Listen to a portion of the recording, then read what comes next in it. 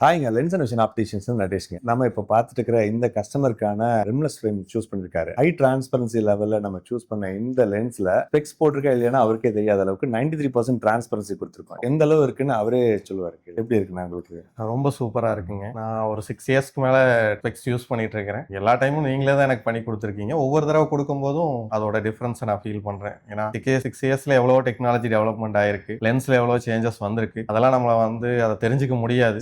டிரைவிங்கோட எக்ஸ்பீரியன்ஸை last time இருந்ததை விட இப்போ எப்படி ஃபீல் பண்றீங்க? அந்த கலர் கான்ட்ராஸ்ட் பூஸ்ட் பண்றாரு.